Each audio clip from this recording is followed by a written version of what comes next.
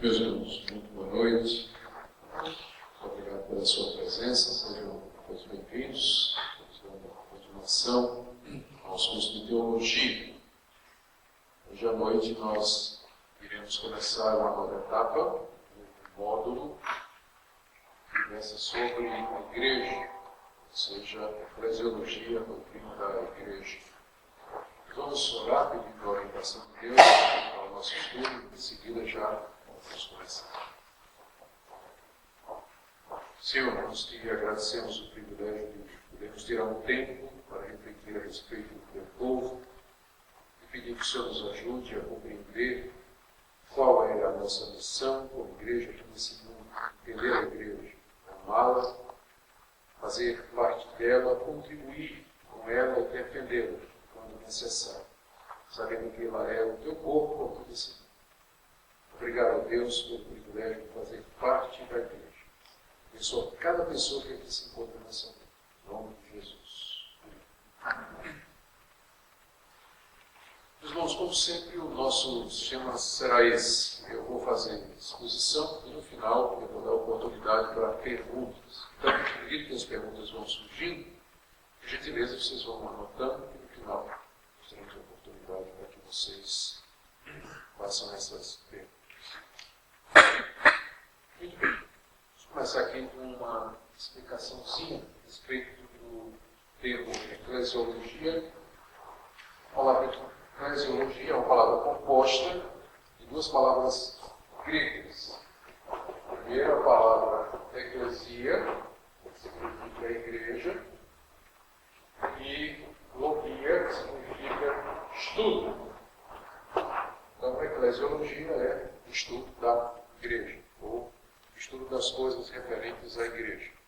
É uma parte da teologia clássica em que se estuda as definições de igreja, procurando entender qual é a sua missão, os seus atributos, as suas principais características e marcas, para que nós tenhamos uma apreciação correta do que seja a igreja. Então,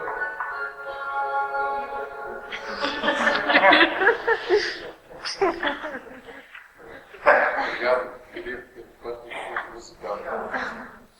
Então, hoje, nós vamos nos ater a algumas questões introdutórias a respeito da igreja. Vocês terão outras aulas com os demais professores a respeito da igreja. Por exemplo, o professor Daniel deverá explorar a questão da relação entre igreja no Novo Testamento e Israel no Antigo Testamento. Então, que é uma questão sempre muito polêmica, e há diferentes interpretações.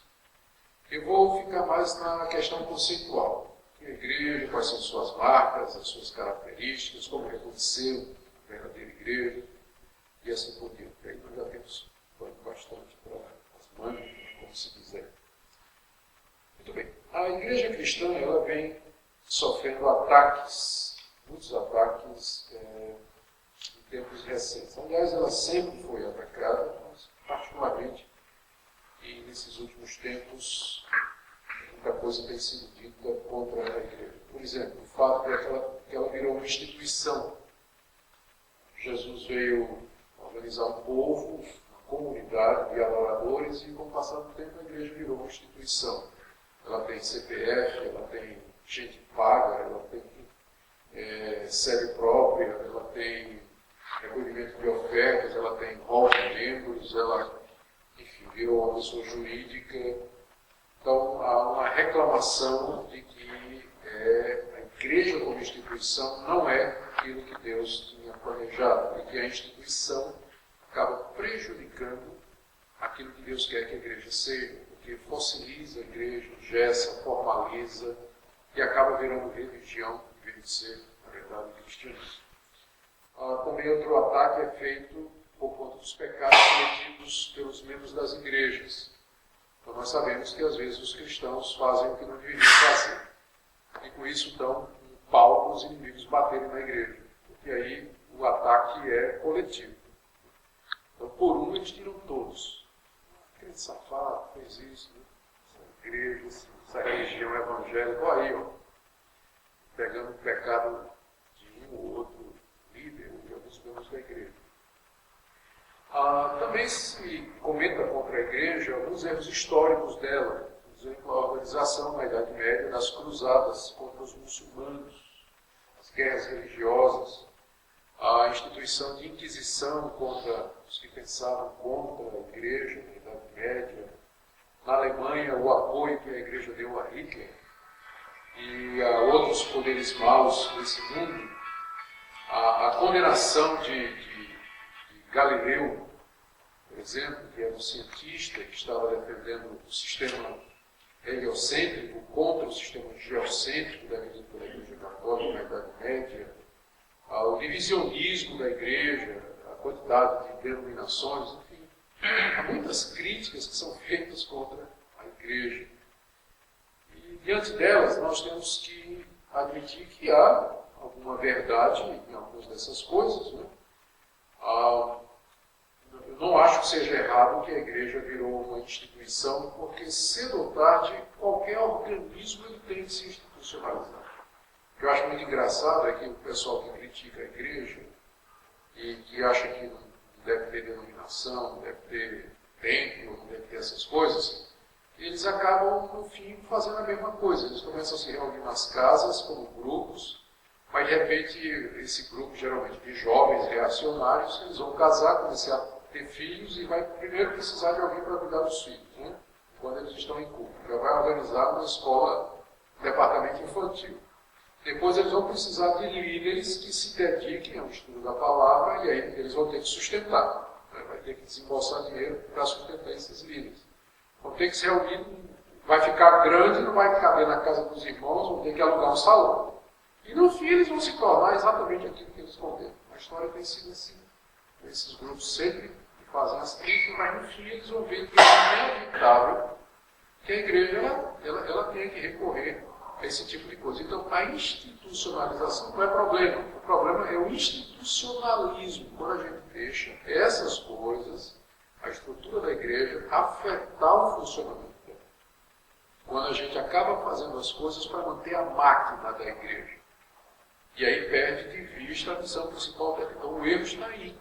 Não o fato de que ela se institucionalize, porque ela precisa fazer isso. Cedo ou tarde vai ter que acontecer. Certo? Absolutamente normal. Sim, também reconhecemos que a igreja, que membros das igrejas cometem pecados, líderes cometem pecados.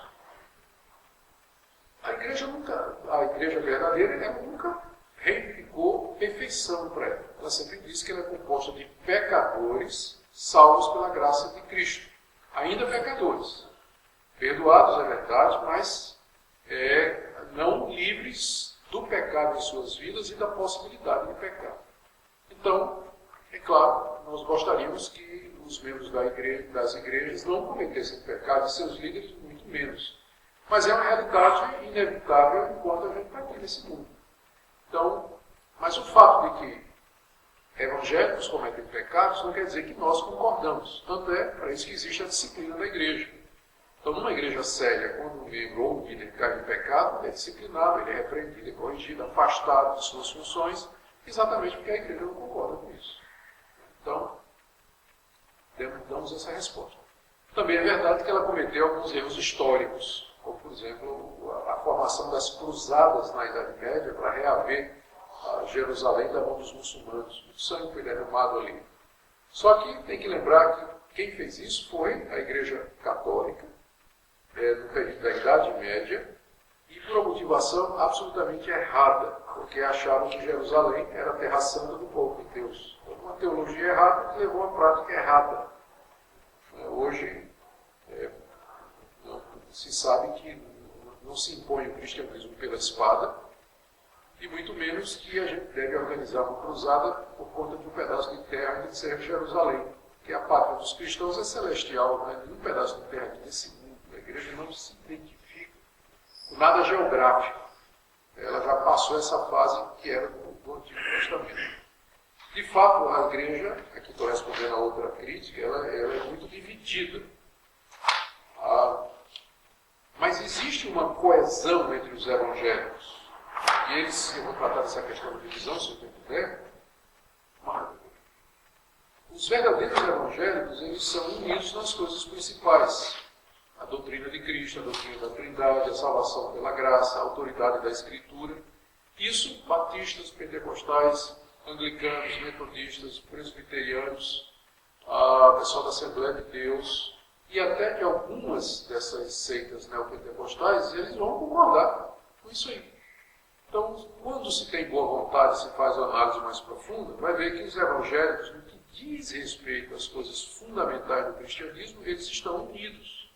A diferença é, na verdade, em itens periféricos. Porque quando essa diferença é em itens centrais, aí já não é uma questão de divisão. É uma seita, né, quando discorda dos pontos centrais do cristianismo. Eu vou falar disso um pouquinho mais adiante. O ponto é que o nosso alvo não deve ser negar as imperfeições da igreja. Isso seria tentar tapar o sol com a peneira. A igreja ela é imperfeita, ela tem problemas, ela cometeu erros no passado, comete hoje também.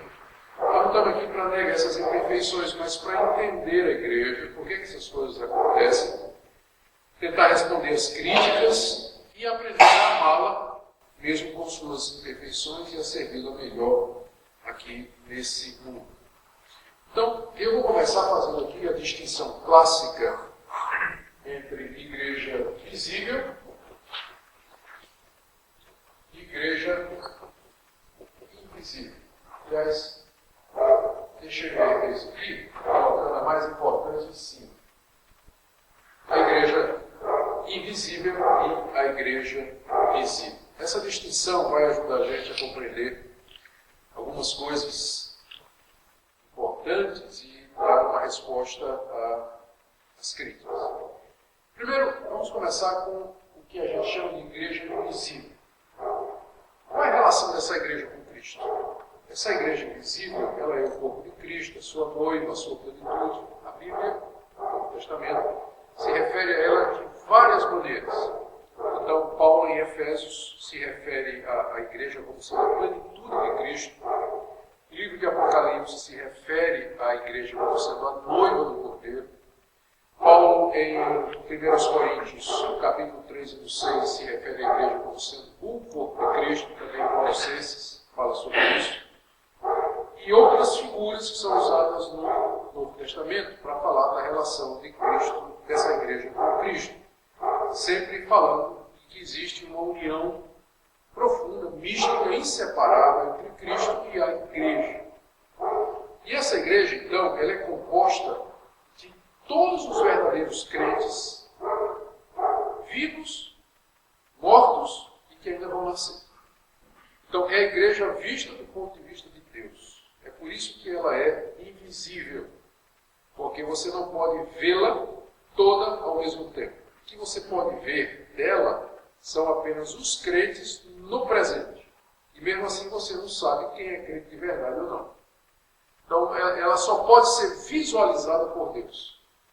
É o povo de Deus em todas as épocas. Os que já morreram, os que estão vivos e os que ainda vão nascer. Então, essa congregação de todos os verdadeiros crentes de todas as épocas compõe aquilo que nós chamamos a igreja invisível, porque ninguém pode visualizá-la a não ser Deus. Deus é que realmente conhece essa igreja, toda a sua expressão. Nós dizemos que essa igreja tem 4 atributos. Ela é una, indivisível, universal e triunfante.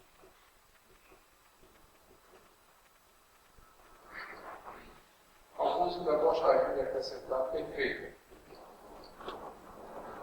São os atributos dessa igreja. Atributo quer dizer característica, qualidade, marca, né? Definição. Vamos dar uma olhadinha nessas marcas aí. Daqui a pouco eu vou dar uma olhada nessa marca. Primeiro, ela é una, porque só tem um. Deus não tem 2 igrejas, ele só tem uma, da mesma forma que Cristo só tem uma noiva. Então só tem um povo de Deus, não tem 2. Então essa igreja, embora ela se expresse através de uma pluralidade de igrejas locais pelo mundo todo, na verdade elas constituem uma única igreja, só tem uma igreja. Então, a primeira qualidade dessa igreja é que ela é única. Segundo, é que ela é indivisível. As divisões são da igreja visível, das igrejas locais, das denominações, mas a igreja de Cristo ela é indivisível. Não tem divisão nela, há uma união perfeita. Terceiro, ela é universal, não do reino de Deus. Ela é universal no sentido de que ela está presente no mundo todo. Ela não está restrita a uma raça, não está restrita a um país, a um continente, a uma área geográfica. Mas ela se estende pelo mundo todo e é feita de pessoas de todas as partes do mundo. Ela é triunfante porque vitoriosa. Do ponto de vista de Deus, essa igreja invisível, ela é feita de pessoas que já foram lavadas e purificadas no sangue de Jesus, seus pecados foram perdoados e elas venceram a guerra contra o mal, contra o mundo, contra Satanás e contra o pecado. Então, nesse sentido, ela é triunfante e também, por isso, ela é perfeita. Essa igreja é a igreja do seu estado perfeito, glorificado. Ela não tem mancha, não tem mácula, como a Bíblia se refere a ela em Efésios, capítulo 5. E também, quando descreve a igreja como noiva, vestida dos seus ornamentos para o encontro do noivo, lá no livro de Apocalipse. Então, todo crente verdadeiro faz parte dessa igreja. Não importa a denominação, e o lugar e a época. Essa é a igreja a qual os verdadeiros crentes pertencem. No fim das contas, é essa igreja que realmente importa. Uma pessoa pode ser membro da igreja presbiteriana de Santo Amaro e não ser membro dessa igreja. Então, ele está perdido, não é? Ele está perdido. Você pode ser membro de qualquer denominação, mas se não for membro dessa igreja aqui, então não adianta absolutamente nada. Então, a igreja invisível, que é a igreja de Cristo, a igreja na sua totalidade, composta de todos os verdadeiros crentes, de todas as épocas, passado, presente e futuro, e o que importa é que nós fazemos parte dela. Fazem parte dela todos aqueles que de fato nasceram de novo, se arrependeram dos seus pecados, creram no Senhor Jesus, foram recebidos por Ele, justificados, receberam o Espírito Santo, e assim fazem parte do povo de Deus. Vamos falar agora um pouquinho da igreja visível.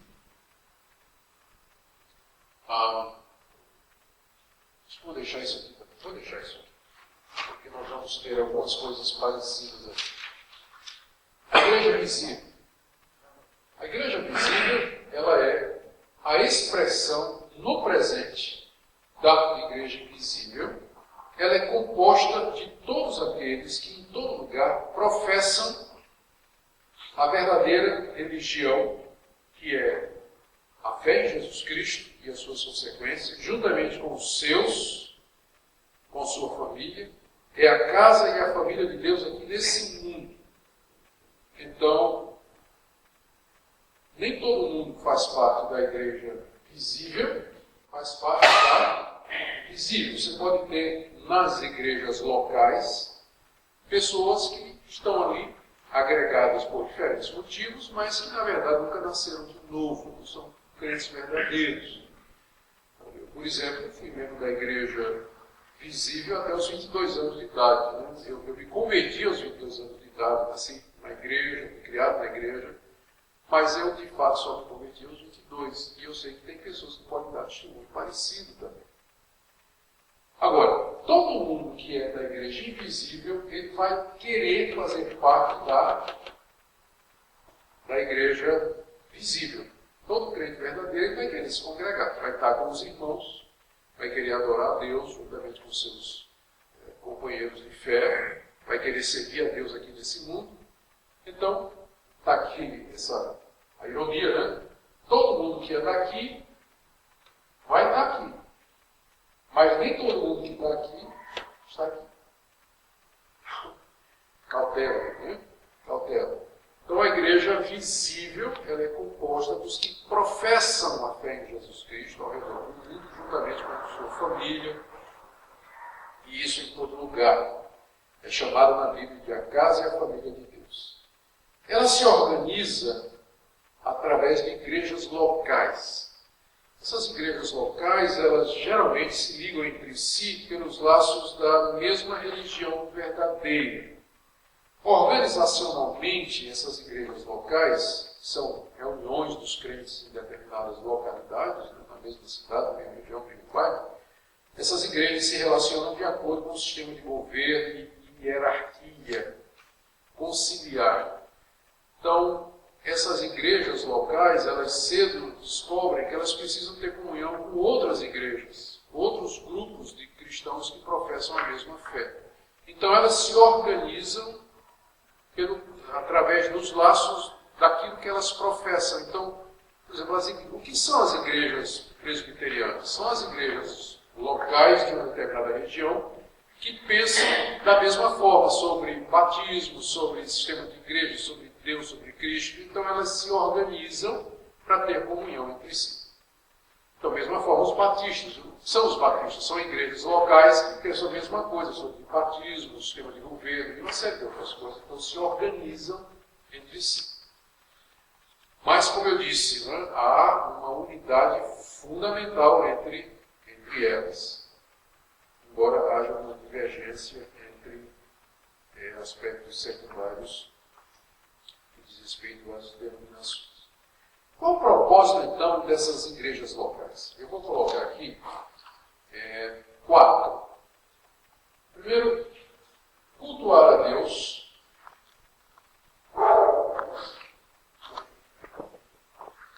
Esse é o objetivo que nós diríamos o objetivo número 1. A razão da igreja, das igrejas visíveis, né, da igreja visível existir, é organizar os que creem em Deus em comunidades para que eles possam exercer a função mais nobre da igreja, que é prestar culto a Deus. Adorar a Deus publicamente, servi-lo através dos exercícios espirituais e dar testemunho ao mundo da existência de Deus e da nossa dedicação a Ele. Então, essa é a finalidade número 1 da igreja visível. Segundo, edificar os seus membros. Edificar os membros. A igreja é composta de pessoas que se converteram, que creram no Senhor Jesus e suas famílias. Elas precisam ser orientadas, precisam ser instruídas, edificadas, é o termo que a gente usa, para que esses cristãos possam viver como cristãos no mundo. Há muitos desafios para quem é cristão. Como me relaciono com as pessoas no trabalho, como é que eu educo e crio os meus filhos, como é que eu faço escolhas e tomo decisões em questões que afetam a minha vida e a vida da minha família, como eu me posiciono diante das tentações, diante do sofrimento, diante do mal. São questões que desafiam o cristão. E os cristãos não têm respostas, às vezes, sozinhos. Eles precisam ser orientados, precisam ser instruídos, discipulados. E a função da igreja visível é essa, edificar os seus membros para que eles possam viver nesse mundo como servos de Deus e filhos de Deus. Então, essa é a segunda missão da igreja. Terceira, evangelizar o mundo.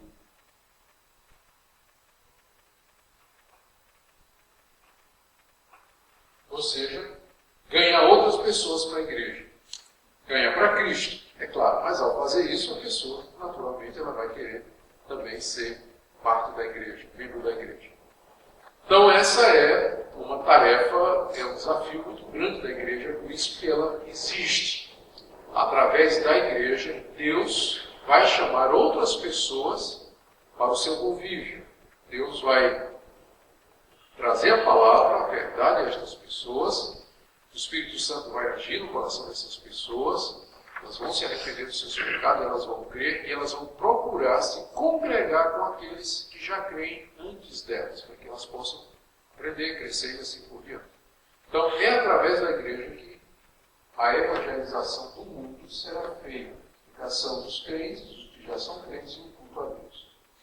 E a última coisa aqui que eu colocaria era atender aos pobres. Último, mas nem por isso é uma coisa importante.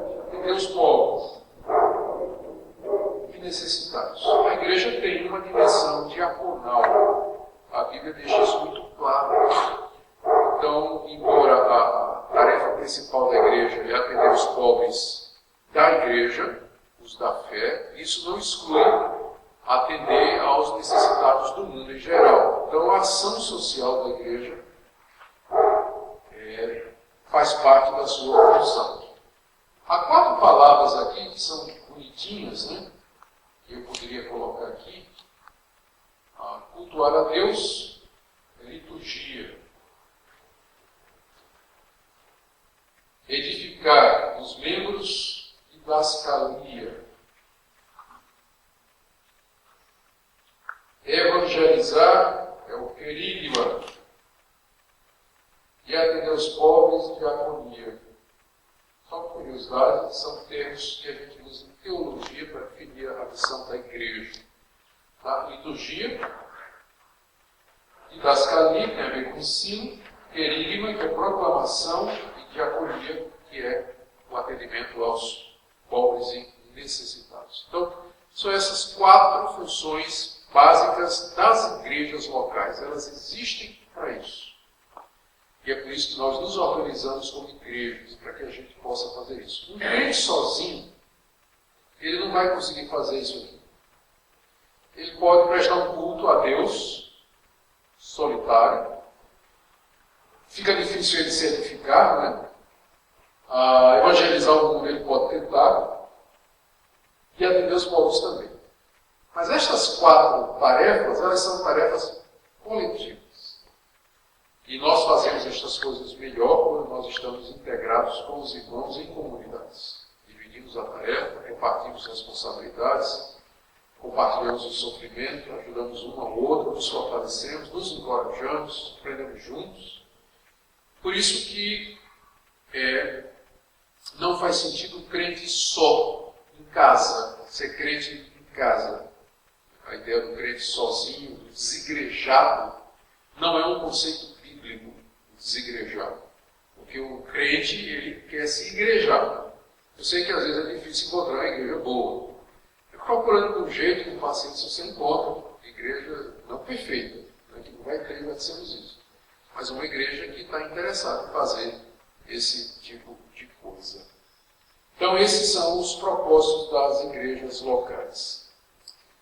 A igreja local, né, quer dizer, a igreja visível, que é a igreja de Deus no mundo, ela recebeu de Deus a revelação de Deus, o ministério, os sacramentos, a verdade, os dons espirituais e os ofícios eclesiásticos do seu funcionamento. Para realizar essas tarefas, ela não está desprovida, ela não está só. Veja o que é que Deus concedeu à igreja. Primeiro, a sua revelação, que é a Bíblia.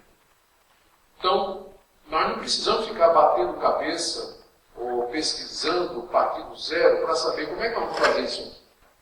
Porque Deus já disse na Bíblia de que maneira nós devemos cultuá-lo, quais são as respostas às principais indagações que nós temos, a mensagem que nós temos que trazer para o mundo e a orientação e a compaixão que nós devemos ter para com os pobres. Então, a igreja ela já tem um manual de sobrevivência e de atuação aqui nesse mundo, que é a própria palavra de Deus. Além disso, Deus deu o ministério à igreja. O que é o ministério? Deus colocou lideranças na igreja. Ele colocou pastores, colocou mestres, evangelistas. No começo ele teve apóstolos que lançaram o fundamento da igreja. Tiraram o centro, né? Deram um chute inicial para colocar a bola rolando no jogo. Nós já estamos aqui com o jogo avançado, não precisamos mais de ninguém tirar o centro. Precisamos mais de apóstolos. Eles estavam na base da igreja e no início da igreja. Então Deus deu ministérios através da sua história. Foi servido a Deus, através da história da igreja, Deus foi servido a Deus levantar homens que Ele deu à igreja para ajudá-la e liderá-la nessas funções aqui. Pastores, mestres, evangelistas, missionários, enfim, pessoas que Deus usa para fazer isso aqui. Deus também deu à igreja os sacramentos, que é o batismo e a ceia do Senhor, ou as ordenanças, que são meios de fortalecimento e discipulado do povo de Deus. O batismo, para identificar os que pertencem à igreja, para que você seja membro da igreja visível, você tem que ser batizado. Então essa é uma ordenança de Deus. E a ceia do Senhor, que é também o símbolo externo da nossa comunhão com Ele. Então Deus também deu estes sacramentos. Deus deu dons espirituais à igreja. Então isso depende da questão do ministério, né? Mas Deus deu à igreja pessoas com dons de servir, de pastorear, de aconselhar, de contribuir, de misericórdia, uma palavra de conhecimento, uma palavra de sabedoria, dons de curar. Havia isso muito a miúde, com muita frequência no início da igreja, né? Hoje nós temos que bem menos. Mas através da história Deus vem dando dons. Dons são ferramentas espirituais que Deus dá aos diversos membros da igreja local para que facilite isso aqui. O atendimento aos pobres, a evangelização, a edificação e o culto a Deus. O dom, por exemplo, da música, como ele é importante para a questão do culto a Deus, né? Então, Deus não deixou a igreja só. Além disso, de todas as dádivas de Deus para que a igreja local funcione, essa é a mais importante, Deus deu o seu Espírito para habitar a igreja. Então o Espírito de Deus habita nos membros da igreja, os verdadeiros crentes, individualmente, e na igreja, coletivamente. Quando a igreja está reunida, o Espírito de Deus está presente ali. E ele, então, torna eficaz para a salvação e para a santificação os dons, ofícios e ministérios que ele deu. Porque se a gente tivesse todo esse ferramental que Deus deu, os ministérios, a ceia do Senhor, o batismo, a palavra de Deus, os ofícios, estas coisas em si, elas não têm poder de produzir culto, edificação, salvação eficazes. Porque elas precisam ser, vou usar o termo, energizadas, elas precisam se tornar eficazes pela ação do Espírito Santo. Então, é o Espírito Santo na igreja, tornando estas coisas eficazes, fazendo com que elas de fato alcancem a sua finalidade, que faz com que a igreja cumpra aqui a sua missão. O Espírito habita a igreja, seus membros individualmente e a igreja coletivamente, fazendo com que estas coisas funcionem, que elas de fato cheguem a alcançar a sua finalidade. Bom, coisa boa, igreja.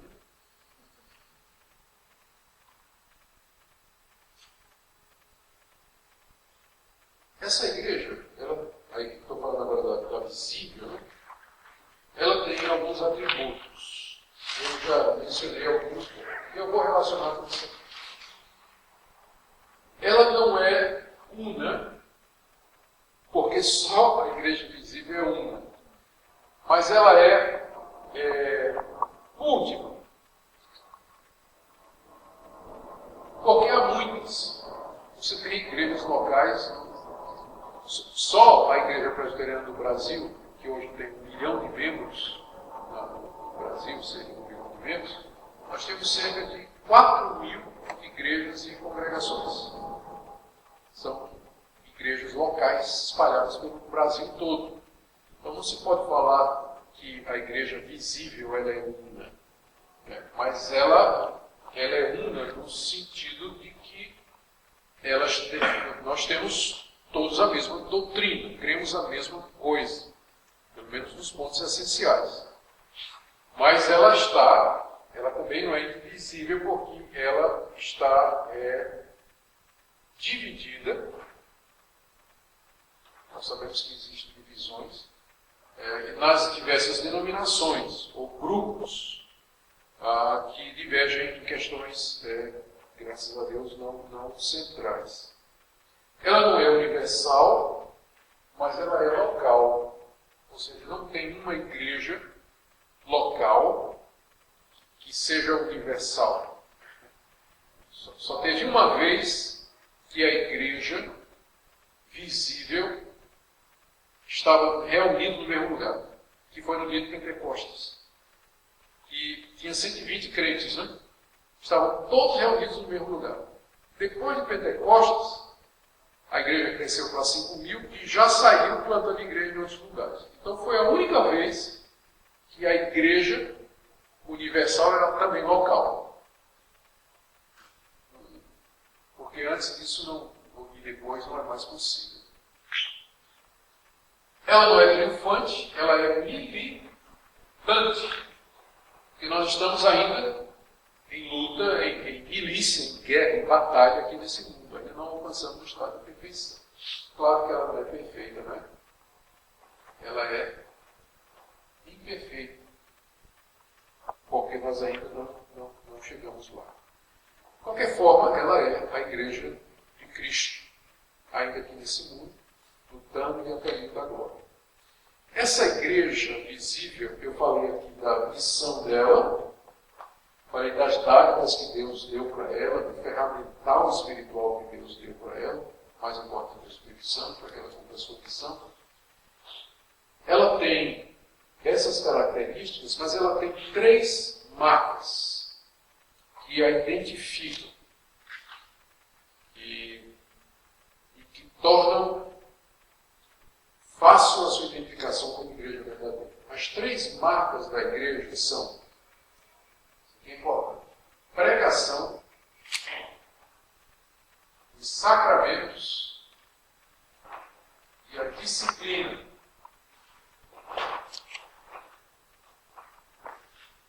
Essas 3 marcas elas foram definidas na Reforma Protestante pelos reformadores. Eles entenderam que uma igreja de Cristo, que seja verdadeira, ela vai ter que ter essas 3 marcas aqui. Por que eles disseram isso? Porque eles estavam reagindo à igreja católica. E eles perceberam que a igreja católica não podia ser considerada uma igreja de Cristo verdadeira. Por quê? Porque não pregava mais o Evangelho, como está na Bíblia. Porque havia distorcido os 2 sacramentos, batismo e ceia, e criado mais 5. E porque não exercia a disciplina dos seus membros. Não cuidava e não zelava pela vida espiritual e moral dos seus membros e dos seus líderes. Então, os reformadores, na necessidade de definir então o que é uma igreja verdadeira, já que eles não aceitavam a igreja católica como sendo igreja verdadeira, eles vieram com essas 3 características do que seria uma igreja verdadeira. É uma igreja que prega o Evangelho de Cristo, conforme está na Bíblia. Ou seja, a pregação é a primeira marca. A igreja, para ser considerada igreja de Cristo, uma igreja local, uma expressão correta da igreja invisível desse mundo. Ela tem que pregar a palavra de Deus de verdade, a pregação da palavra de Deus. Se ela ensina uma heresia, se ela ensina alguma coisa contrária à palavra de Deus, ela não pode ser considerada igreja, é seita. Ela tem que pregar a palavra de Deus. Segundo, ela tem que celebrar os sacramentos da maneira correta. Quais são os sacramentos? Primeiro, o batismo. Ele tem que aplicar o batismo da maneira correta nas pessoas certas. Ou seja, a porta de entrada. Como é que ela admite pessoas à sua comunhão? Então, se uma igreja recebe qualquer pessoa como membro, se a batiza as pessoas sem as qualificações necessárias, ela já não é mais uma igreja de Cristo. Segundo o sacramento é a ceia. A ceia ela tem que ser administrada da forma correta para as pessoas corretas, para as pessoas certas. Você não pode dar a ceia do Senhor para qualquer pessoa, mas para aqueles que professam a verdadeira religião. É preciso ter cuidado com isso. E você precisa celebrar a ceia da maneira correta e com a intenção certa. E terceira, a disciplina da igreja. A igreja tem que zelar pelos seus membros, tem que ajudá-los a viver uma vida santa, uma vida reta, uma vida diante de Deus. E para isso é necessário o exercício da disciplina eclesiástica. Significa que quando o membro cai em pecado, ele será responsabilizado, ele será, se necessário, punido, em alguns casos até excluído da igreja, se não houver arrependimento e se não houver confissão e restauração daquela pessoa. Se ela se recusa a ouvir a igreja, então ela vai ter que ser excluída. Então, uma igreja que não pratica a disciplina, ela simplesmente permite que os seus membros vivam no pecado sem que sejam repreendidos e corrigidos. Então, isso é um testemunho mau para o mundo e não pode ser considerada uma igreja verdadeira. São as 3 marcas da verdadeira igreja. É interessante isso aí? Agora, é claro, as igrejas, elas podem ser consideradas como mais puras ou menos puras, na medida em que elas praticam isso aqui e isso aqui da maneira correta. Então você vai encontrar igrejas que a pregação não é essas coisas toda, mas também não está dizendo nenhuma bobagem. Tá? Então, os membros são privados de receber todo o conhecimento de Deus, porque a pregação não é uma pregação bíblica boa, ampla, tem muita autoajuda, tem muita bobagem sendo dita, mas nenhuma heresia. Né? Você vai encontrar igrejas que tratam a ceia do Senhor com uma certa, até com certo descaso. Eu já tive igrejas onde não se dava a ceia do Senhor a devida valorização. Veio dessa igreja particular, que na hora da ceia, o que acontecia? Ficavam alguns jovens na frente com uma bandeja com pão e com cálice, e o pastor dizia: quem quiser vir à frente, tome. Então, em 5 minutos, o pessoal vinha à frente, pegava, sentava e não havia uma valorização naquele momento. Explicar o que aquilo significa, aproveitar para exortar a igreja, mostrar o valor daquilo, a instituição que Cristo fez daquilo ali, o simbolismo daquilo ali. Foi feito assim. Então, se pode se considerar como uma seita, mas ainda é uma igreja, mas é que ela não está sendo tão pura como deveria ser. Também tem uma coisa na questão da disciplina. Deixa eu tratar aqui de uma questão das denominações. As denominações, elas, é claro, não tem na Bíblia denominação, né? Você não vai encontrar. As denominações, elas são a organização de igrejas locais de acordo com pontos doutrinários que elas têm em comum e que divergem de outras com relação a questões secundárias. Estou tentando apagar esse quadro aqui. Se vocês estão vendo aí. Já cansou o braço e apaguei metade. Agora, como eu sou canhoto, eu não vou conseguir apagar o outro lado. Então, vou ficar só com essa banda aqui. Certo?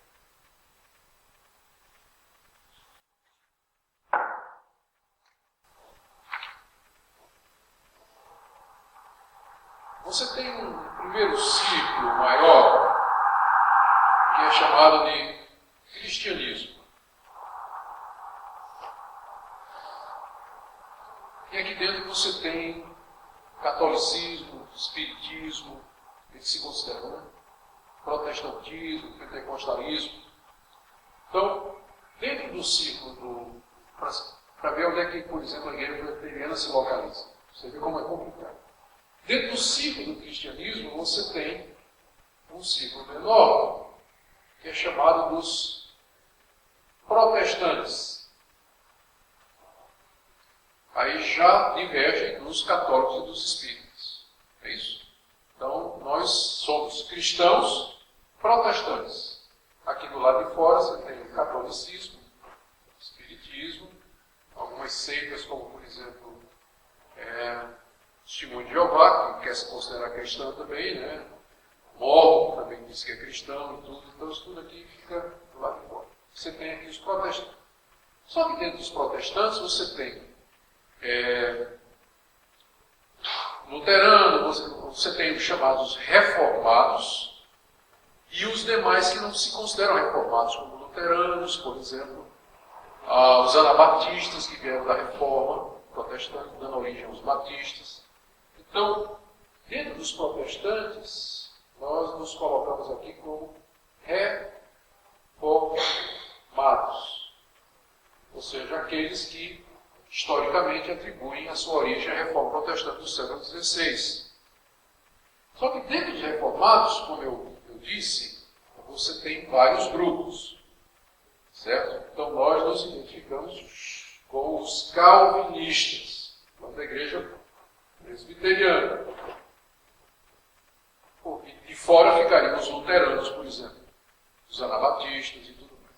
Mas dentro dos calvinistas você também tem as denominações chamadas reformadas, você tem alguns ramos episcopais, você tem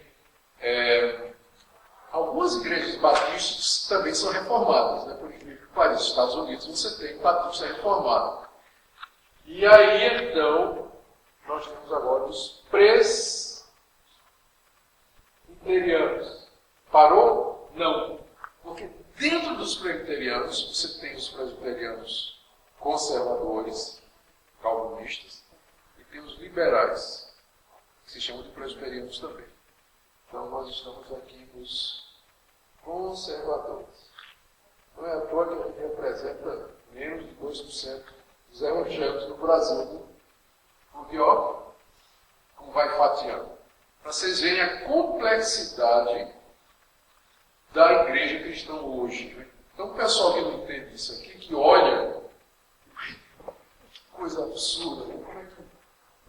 Até chegar aqui, ó, começou aqui e parou aqui. Ó. Certo? Então, as denominações, elas surgiram pela necessidade dos cristãos se identificarem em oposição a determinados pensamentos. Então, quando surgiu o protestantismo, foi porque os cristãos sentiram, alguns cristãos sentiram, que era preciso se definir contra o funcionamento da Igreja Católica. Nós somos cristãos como a Igreja Católica é, só que a gente não concorda com isso, com isso, com isso, com isso. O que é que a gente pensa? A gente pensa assim, assim, assim, assim, assim. Aí sai, a gente se separa da Igreja Católica. E aí os que se separam da Igreja Católica, um olha para o outro e diz: o que é que você acha do batismo? Eu acho que é por imersão. Não, é por aspersão. Aspersão é coisa de católico. Não, por quê? A Igreja Católica pode estar certa não em algumas coisas. Eles creem na Trindade, por exemplo. Vou deixar de crer na Trindade, que a Igreja Católica acredita. Não dá certo, não sei o quê. Então você batia do seu jeito e eu do meio. Aí surgem os batistas, surgem os não batistas. Né? E a questão do governo da igreja, como é? Não, só tem dois ofícios, pastor e diácono. Não, mas a Bíblia fala de presbítero. Não, mas é a mesma coisa de pastor. Não. Aí os batistas ficam com o presbítero, com o pastor e diácono, e os presbiterianos ficam com o pastor, presbítero e diácono. E os episcopais ainda criam bispo. Aí começa a ramificar e cada um então começa, essas divergências de entendimento começam a dar origem às denominações e às igrejas que pensam desse jeito, se organizam dessa forma, segundo essa linha de pensamento. Então as denominações elas são boas no sentido porque elas servem para agrupar os grupos de cristãos que têm o mesmo entendimento sobre essas questões que são secundárias. Forma de batismo, sistema de governo, quantos ofícios, questão dos dons espirituais, quantos tem, se existem tantos hoje, da mesma forma que existiam no passado, que é o problema dos pentecostais com as demais igrejas, né, a questão do batismo do Espírito Santo e a contemporaneidade dos dons. Então as denominações elas surgiram porque os cristãos protestantes eles tiveram diferentes entendimentos a respeito dessas questões. E continuam tendo. Né? A questão do culto, por exemplo, dividiu muito os protestantes, uns achavam que o culto deveria ser de uma forma, outros de outra, e essa questão continua dividida no dia de hoje. Mas há uma unidade fundamental entre os protestantes, né? Pelo menos os protestantes históricos, ou seja, que todos eles aceitam a Bíblia como a palavra de Deus, que diverge a interpretação dela, mas que todos aceitam como sendo a palavra de Deus, única regra de fé e prática, que Jesus Cristo é o Salvador, não há outro. Ele é o único caminho, ele é verdadeiro Deus, é verdadeiro homem, morreu pelos nossos pecados, ressuscitou fisicamente dentre os mortos, vai voltar para ajudar os vivos e os mortos, a realidade do céu, do inferno, salvação pela fé, sem as obras, essas coisas constituem o cerne daquilo que os protestantes acreditam. E eles vão divergir nessas questões secundárias, né, que eu já mencionei aqui, e outras ainda mais. Na Europa, houve discussão do tipo se a gente deve cantar salmo ou hino, e rachou a igreja. E a igreja que rachou para cantar hino, perguntou se o hino que tinha que cantar era hino da harpa cristã, o hino feito recentemente. Aí rachou de novo. Então, eu precisava ter trazido o nome aqui na cidade de Grand Rapids, lá no Michigan, estado de Michigan, que tem uma concentração muito grande de reformados. Numa mesma rua você encontra 5 divisões da mesma igreja, né? 5 igrejas, né, que se dividiram uma da outra por causa dessa questão de cantar salmo, hino e cantos espirituais. Então os irmãos vão conseguindo cantar juntos. Né? Não sei como é que eles vão cantar na glória, né? Lá tudo juntos. O que é uma seita? Uma seita é um grupo dentro do cristianismo, da cristandade, dentro dos protestantes, mas que diverge dos protestantes em algum ponto fundamental desse. Por exemplo, os mormons, na doutrina de Cristo, testemunhos de Jeová, na doutrina de Cristo, e eu entendo que algumas igrejas neopentecostais, porque elas divergem claramente na eclesiologia, na questão da igreja. As igrejas neopentecostais não pregam a palavra como deveriam pregar, não tem sacramento, a entrada da igreja e a saída é aberta. Disciplina nem se fala, não tem disciplina. Não se organizam para discipular os membros, edificar a igreja. Não é? A coisa gira em torno da figura do fundador, que faz com que as coisas concentrem-se na arrecadação de dinheiros com a manutenção da máquina. Em troca, promete coisas que ele não pode prometer. Cura, prosperidade, uma série de coisas. Então, a nossa igreja, a Igreja Presbiteriana do Brasil, já considera algumas dessas igrejas como seita. Não é uma igreja de Cristo. Mas ela, mesmo usando a linguagem típica das igrejas cristãs, e algumas das instituições, da maneira de ser de igreja, elas se apresentam assim, mas na verdade são seitas. O que não quer dizer que não possa ter gente salva lá, como também tem na Igreja Católica. Só que a pessoa, cedo ou tarde, ela vai querer cair fora. Vai ser verdadeiramente convertida, mas não vai conseguir ficar. Bom, estamos caminhando aqui mais para a conclusão. Não sei se eu vou terminar por hoje.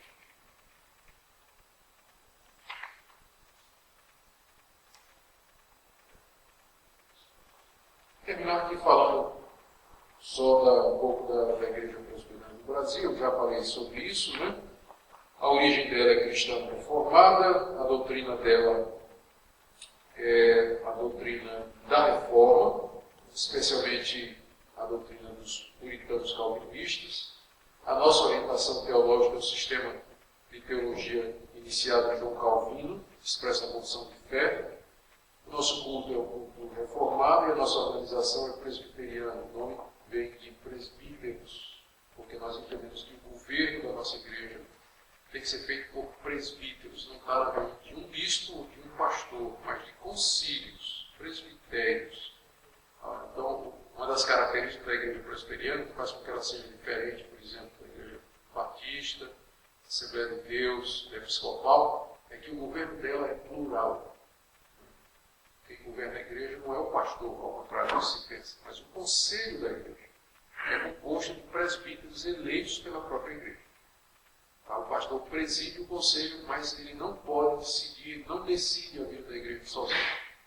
Ele tem que reunir o conselho, fazer os assuntos, o assunto é debatido e o conselho toma uma decisão, às vezes contra a vontade do pastor. O pastor realmente não. Na igreja episcopal tem um bispo, e ele tem poderes, inclusive, para destituir pastores, colocar pastor e tirar pastor. Na igreja presbiteriana, quem põe pastor e tira pastor é a igreja. E quando a igreja não consegue fazer isso, o presbitério. Então não tem um homem que faça essas decisões. Então a nossa igreja é chamada de presbiteriana por isso, por causa do sistema de governo. Então você pode ter uma igreja presbiteriana pentecostal. Porque ela pode ser presbiteriana no sistema de governo, mas o culto dela é pentecostal. O pessoal fala em língua, dança sapatinho de fogo, vai no Monte Orar, ou faísca, retentrido de Jeová. Mas ela tem um sistema de presbíteros. Tá? Então, o presbiteriano não identifica a doutrina, identifica o sistema de igreja. O que identifica a doutrina é o termo reformada ou calvinista. Aí sim, aponta para o sistema doutrinário que tem origem na reforma do século XVI, e nós entendemos é uma expressão fiel da doutrina bíblica. Concluindo, então, eu queria só dizer algumas coisas. Primeiro, a igreja é muito maior do que a igreja presbiteriana no Brasil. Então, é um engano dos presbiterianos, né, pensar que eles são a igreja de Cristo. Não somos. Né? Nós somos uma expressão local de um todo muito maior. Então, a gente tem que entender isso. Né? Claro que para nós presbiterianos, se nós somos presbiterianos, é porque a gente fez uma comparação, né? Fez uma análise e achou que a presbiteriana bate mais. Apesar de que nem todos, porque muita gente é presbiteriana que nasceu na igreja presbiteriana. Né? Então, o pai era, a mãe era, o avô, a namorada, o marido, a esposa, ele está lá por isso. Mas, né, o presbiteriano consciente, ele conhece as doutrinas da igreja, já fez comparação e tudo, então ele entende que a igreja presbiteriana é a igreja que deveria estar. Mas é um erro, o denominacionalismo, porque o reino de Deus é muito maior que a igreja presbiteriana. Claro. E graças a Deus por isso. Que é muito maior que a igreja presbiteriana. Outra coisa que eu queria dizer é que você tem que entender que a igreja local ela é militante e perfeita. Muita gente fica insatisfeita com a igreja. Eu entendo que às vezes os erros da igreja se tornam realmente insuportáveis. Igrejas locais, às vezes, pastores e conselhos tomam decisões, atitudes que tornam a vida dos membros insuportável. Eu entendo isso. Mas se você pretende sair da sua igreja por conta disso, lembre-se que você não vai encontrar muita coisa boa no mercado. Né? Porque toda igreja ela vai ter imperfeição. Vai ter pastores imperfeitos, líderes imperfeitos, membros imperfeitos. Você nunca vai ficar totalmente satisfeito. Mas você tem que entender que a igreja ela é militante, perfeita e visível.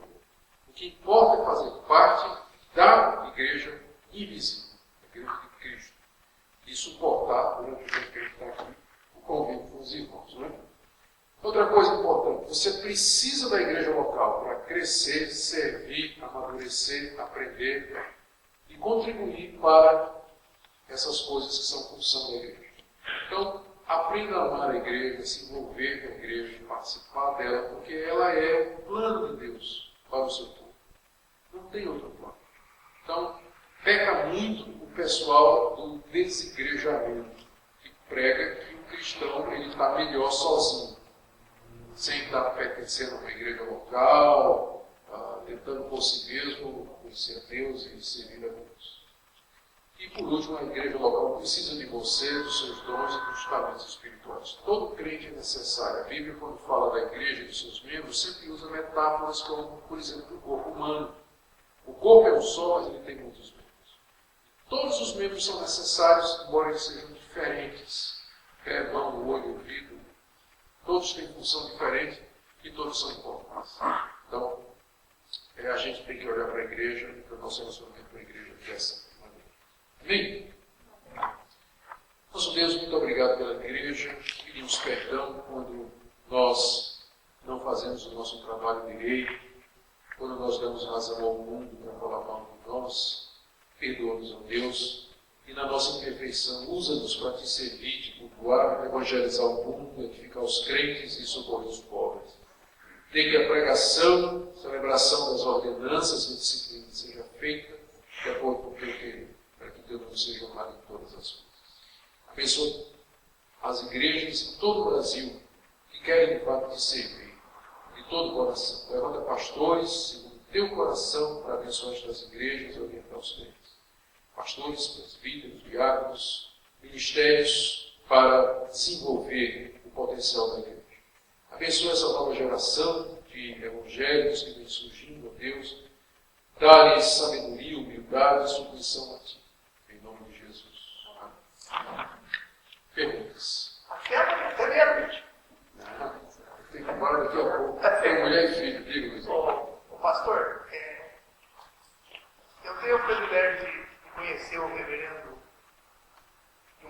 batista. E ele reparou que a igreja batista começou com 3 irmãos batistas e 2 aqui da igreja presbiteriana, no Novo Hotel.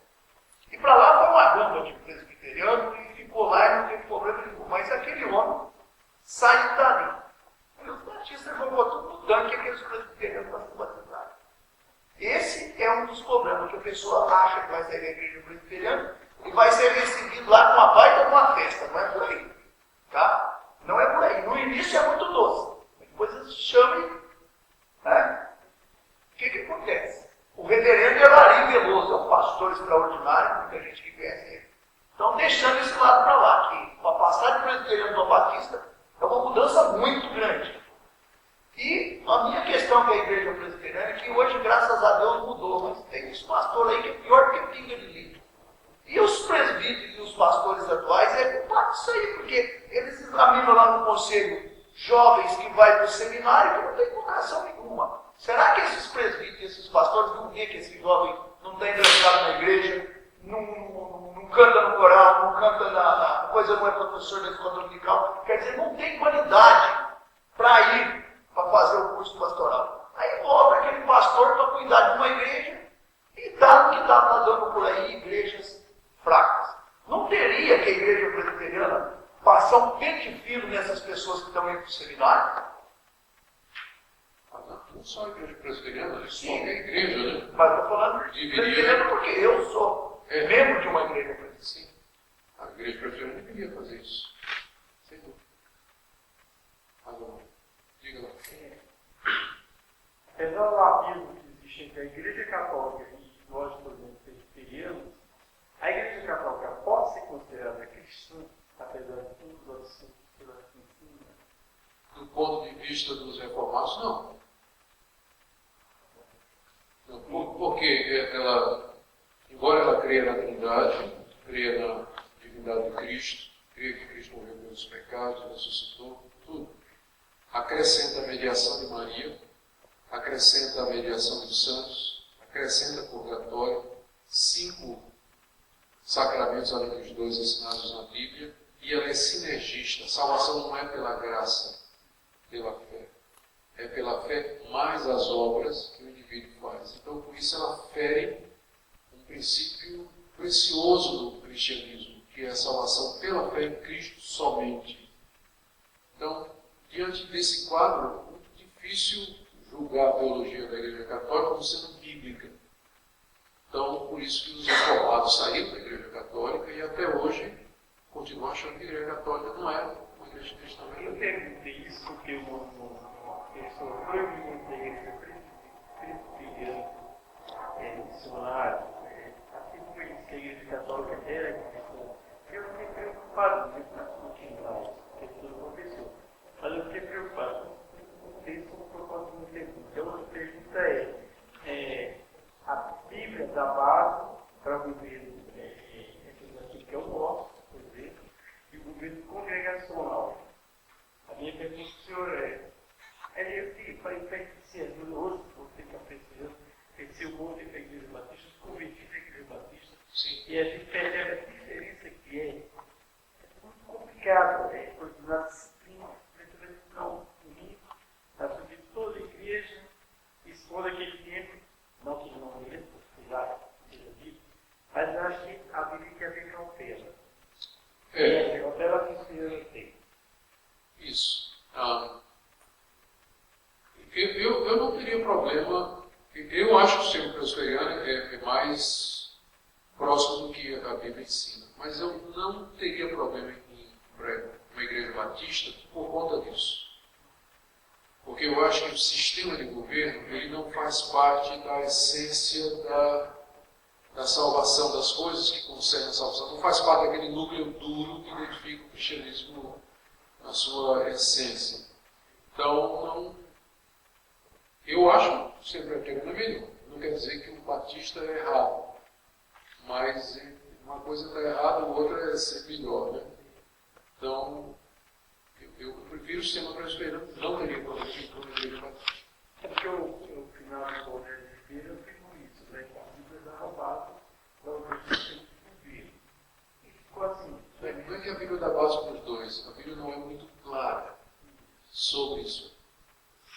Então, por isso que tu pode fechar a questão. Tá certo? Agora, a senhora, só tem um perguntando, vou deixar. Essas notícias recentes de que há um entendimento entre a igreja cristã, inclusive a presbiteriana, e o Papa, não é verdadeira? Não. Não? Não. A outra questão é assim. Só se for aquela, dentro dos presbiterianos tem os liberais e os conservadores, só se for a igreja liberal. Porque inclusive passou lá na televisão, né? As lideranças tal, todas num encontro, dizendo que houve um acordo, né, entre as igrejas, no sentido de que todas são cristãs. Então, a Igreja Católica não nos considera também como cristãos. Estou dizendo assim, isso passou, a notícia mostrou, inclusive. Né? Por isso que eu estou a Igreja perguntando. Católica oficialmente não nos considera igreja. Só tem para eles uma igreja, que é a Igreja Católica. Só.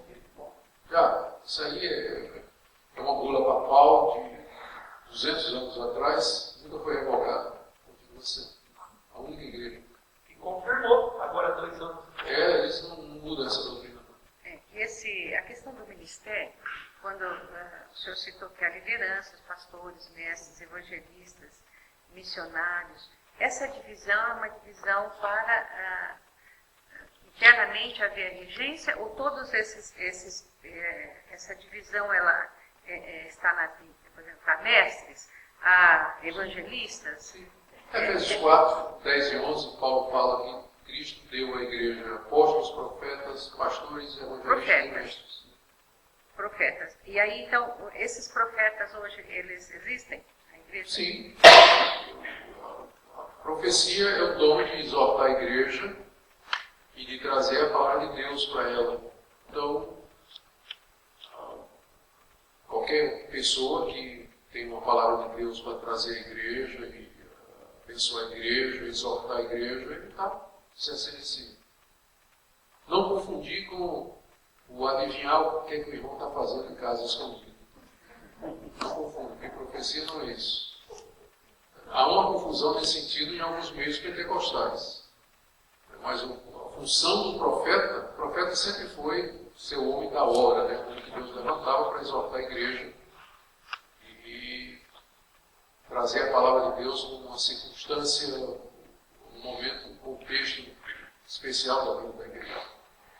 A diferença dos pastores é que os pastores fazem isso regularmente.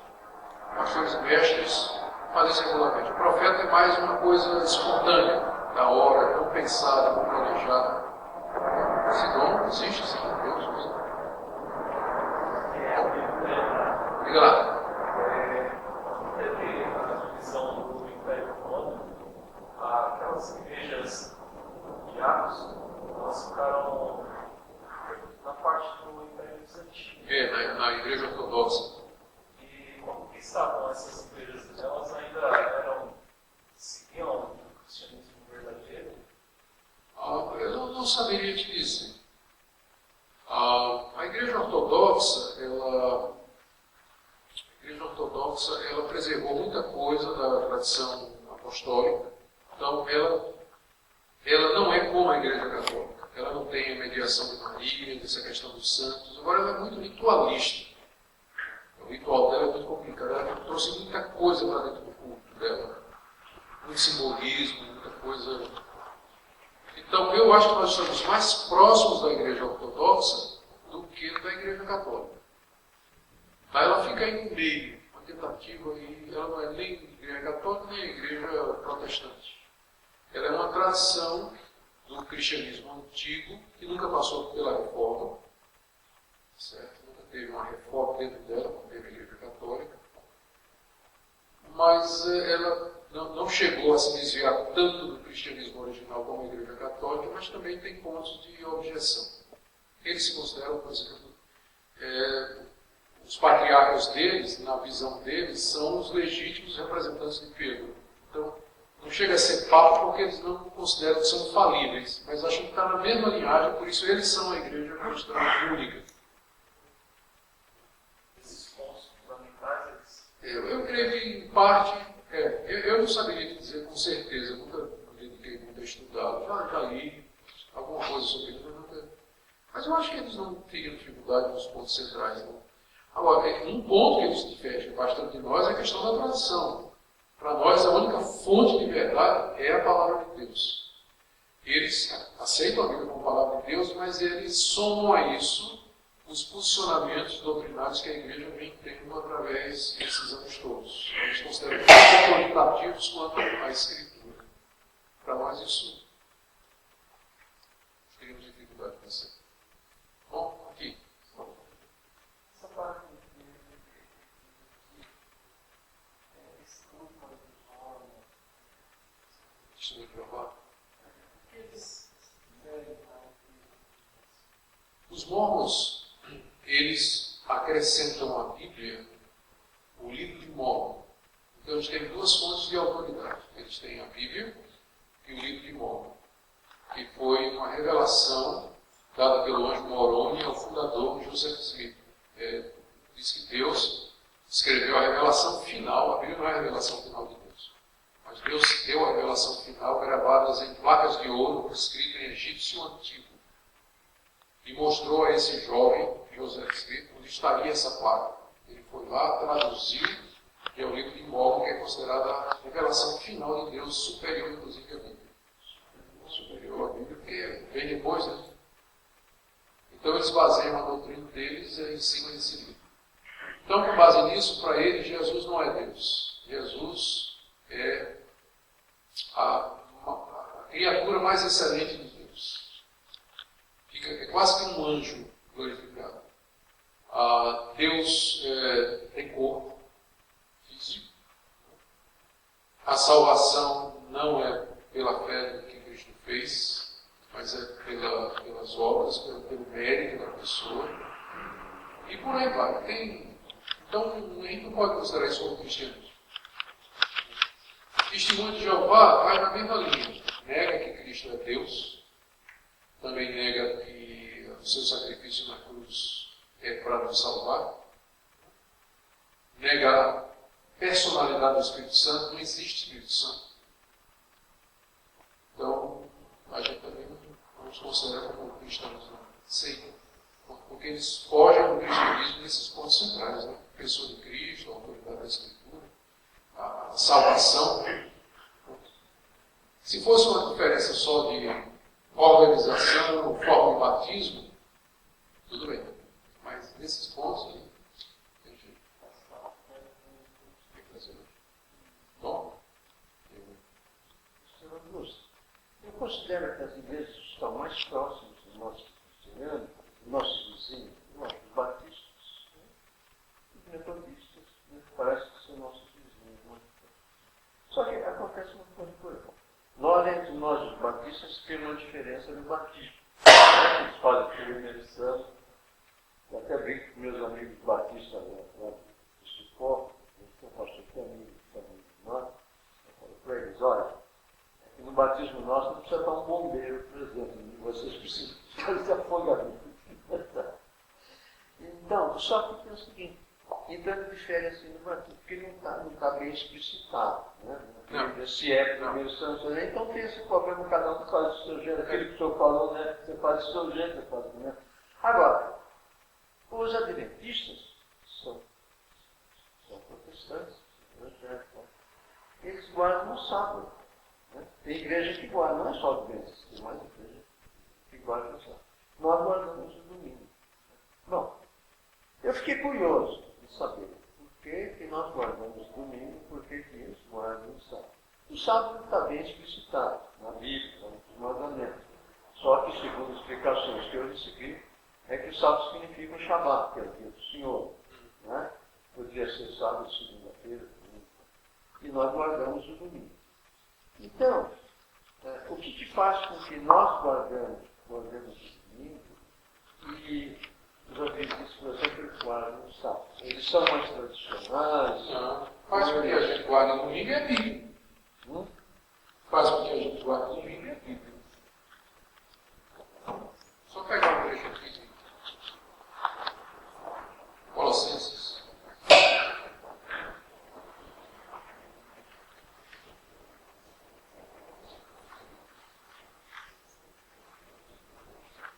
Colossenses 2, 16 a 17.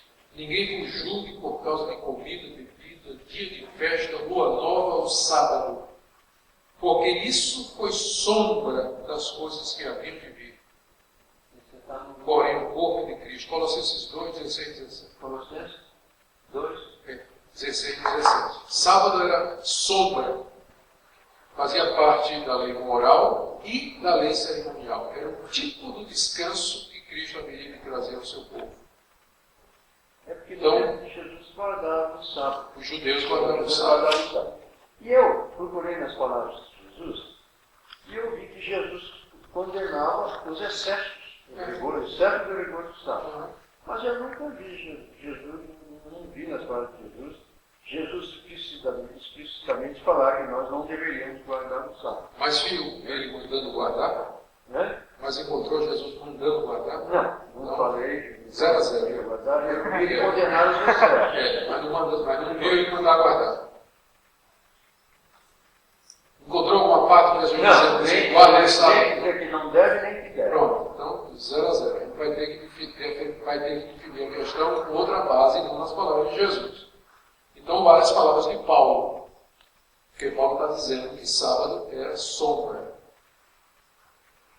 Tá? Com a vinda de Cristo, 3 coisas mudaram. Circuncisão virou batismo, Páscoa virou ceia, sábado virou domingo. São as 3 coisas que mudaram com a vinda de Cristo com relação a Israel. Não. O sábado fazia parte da lei cerimonial. Está nos 10 mandamentos, mas é um mandamento que tinha uma conotação cerimonial. Ele simbolizava o descanso eterno que Cristo nos daria na sua ressurreição. Cristo ressuscita no domingo, primeiro dia da semana. É isso aí. Você já perguntou, meu irmão? Direito. Às vezes está um pouco. Pastor, umas perguntas sobre o texto. Baseado em que um membro da igreja invisível vai querer participar da igreja visível? Qual parte da Bíblia? Eu poderia te dar muitos exemplos de que, quando você lê as cartas dos apóstolos, elas foram endereçadas aos crentes das igrejas locais, que eram todos tratados como sendo filhos de Deus, corpo de Cristo. Então, não há nenhuma carta do Novo Testamento endereçada a um cristão isolado que não seja parte de uma igreja. A Bíblia não reconhece um cristão só o reconhece enquanto membro da igreja. Tá? Então, isso está pressuposto em tudo que...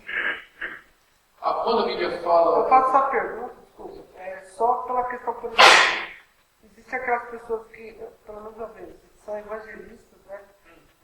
A igreja presbiteriana tem os missionários, eles são filiados à igreja presbiteriana, sim, mas praticamente não vivem na igreja, né? Então, assim, essa parte de conviver na igreja, por exemplo, seria para uma pessoa que do mundo, ou uma pessoa que se torna um cristão, então ela vai aprender os princípios, a palavra de Deus, essas coisas. Até porque, por exemplo, nosso papel não é ficar dentro da igreja. Né? Eu falo nessa questão de estar no mundo, evangelizar. Então, às vezes eu fico preocupado assim, com esse aspecto. Por isso que eu só queria ter uma base. É diferente, né? Uma pessoa, por exemplo, um crente na China, onde é proibido... A China não é proibido, mas na Coreia do Norte, onde é proibido... É um estado ateu, todas as religiões são proibidas e os agrupamentos religiosos. Então, uma pessoa se converte ouvindo rádio, lê um trecho, uma porção bíblica, né? Então, está justificado que ele não... Porque ele não tem como. Ele está materialmente impossível de participar. Mas, se tivesse as condições, a primeira coisa que ele faria seria localizar um grupo de irmãos, né, que pensam da mesma forma. Eu sou contrário a essa ideia, não. Não, eu estou entendendo. Então, o que eu estou dizendo é que todo mundo que está aqui, ele vai querer estar aqui. Nem sempre ele vai poder. como situações de risco extremos como essa daí. Não é o caso do ladrão na cruz. A Bíblia diz que quem crê e for batizado será salvo. O ladrão creu, mas não foi batizado. Mas não foi batizado porque ele estava crucificado. Se ele tivesse descido da cruz, a primeira coisa que ele queria fazer era ser batizado.